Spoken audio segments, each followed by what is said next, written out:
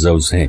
तो हम ये कह सकते हैं कि पूरे पर्शियन गल्फ में तेल और नेचुरल गैस के इतने ज्यादा जखायर हैं जितने शायद हमारे पूरे प्लेनेट पे कहीं नहीं, और इसीलिए पूरी दुनिया की 15% एनर्जी सप्लाई इसी पर्शियन गल्फ में मौजूद कंट्री से आती है। और फिलहाल इस सप्लाई लाइन का पूरी दुनिया के पास कोई और ऑल्टरनेटिव भी नहीं है।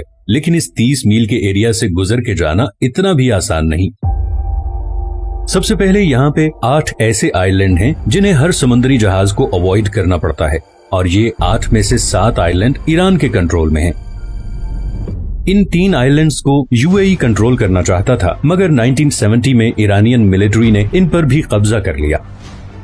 इस सारे एरिया पे तकरीबन ईरान का ही कंट्रोल है। दूसरा, ये जो रेड हाईलाइटेड एरियाज आप देख रहे हैं, यहाँ पर समुंदर कम गहरा है और ऑयल टैंकर्स के लिए यहाँ से गुजरना तकरीबन नामुमकिन है। इतनी मुशक्कत के बाद पर्शियन गल्फ से निकलने वाला मेजॉरिटी तेल ईस्ट एशिया की तरफ जाता है, जिसमें से 76% तो सिर्फ 5 कंट्रीज के पास जाता है। सबसे पहले आता है चाइना। चाइना दुनिया की दूसरी सबसे बड़ी इकोनॉमी है और दुनिया में सबसे ज्यादा पेट्रोलियम इंपोर्ट करने वाला मुल्क है। चाइना की टोटल पेट्रोलियम इंपोर्ट का तकरीबन 45% इसी स्ट्रेट ऑफ हॉर्मुज़ से गुजर के आता है। जापान दुनिया की तीसरी सबसे बड़ी इकोनॉमी है, जिसे अपनी 100% एनर्जी इंपोर्ट करनी पड़ती है, और इस 100% इंपोर्टेड एनर्जी सप्लाई में से तकरीबन 80% इसी 30 मील के चोक पॉइंट से गुजर के आती है। इंडिया, वर्ल्ड 6 लार्जेस्ट इकोनॉमी, भी अपना 70% ऑयल और 50% गैस इन्हीं पर्शियन गल्फ कंट्री से इंपोर्ट करता है, और वो भी इसी रास्ते से। इसी तरह साउथ कोरिया, जो कि दुनिया की 10th लार्जेस्ट इकोनॉमी है, अपना 70% तेल इन्हीं पर्शियन गल्फ कंट्री से टैंकर्स के थ्रू इंपोर्ट करता है, जो उसी 30 मील के स्ट्रेट ऑफ हॉर्मुज़ से गुजर के आते हैं। तो अगर ये 30 मील की छोटी सी जगह किसी भी वजह से लंबे अरसे के लिए ब्लॉक हो जाए, तो दुनिया की दूसरी, तीसरी, छठी और 10वीं इकोनॉमीज बिल्कुल कोलैप्स कर जाएंगी।